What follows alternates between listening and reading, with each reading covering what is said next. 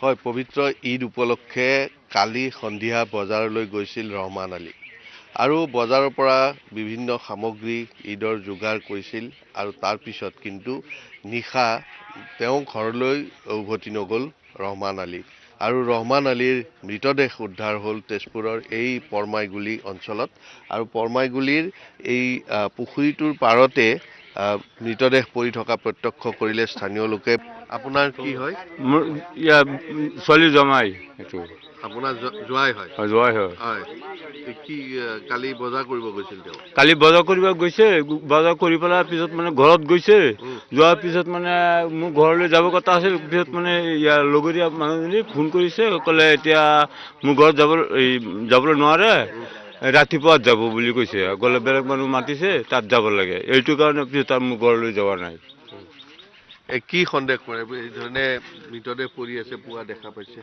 আমি ৰাতিপুৱা আহিছো, চাইছো বহুত ভিৰ লাগি আছে।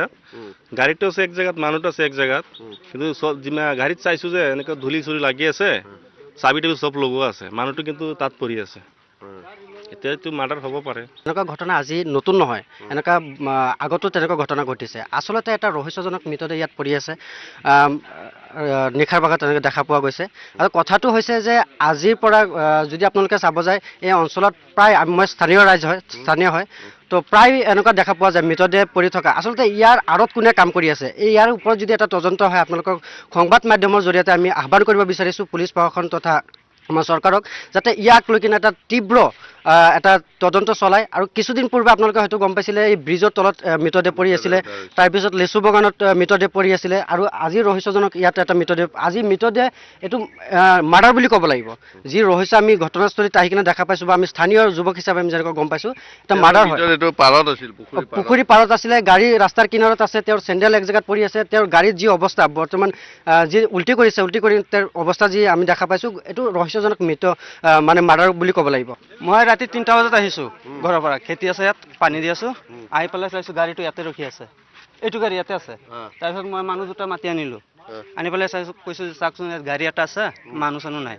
তাৰপিছত টাৰ্জান ওলাই আহিছে, আহি পেলাই আৰু ৰহিম দা আহিছে, দুইজন আহি পেলাই মানুহ চানুহ বিচাৰিব লাগিব চালোঁ। মোবাইলত টৰ্চ মাৰি পেলাই 10-15 মিনিট বিচাৰিলে, তাৰপিছত চালে তাত পৰি আছে। ৰাতি 3টা মানত 3:30 মানত আমি খেতিত গৈ আছিলোঁ, আৰু 10টা-10:30 মানত দলঙৰ ওচৰত 7-8টা ল'ৰা আছিলে।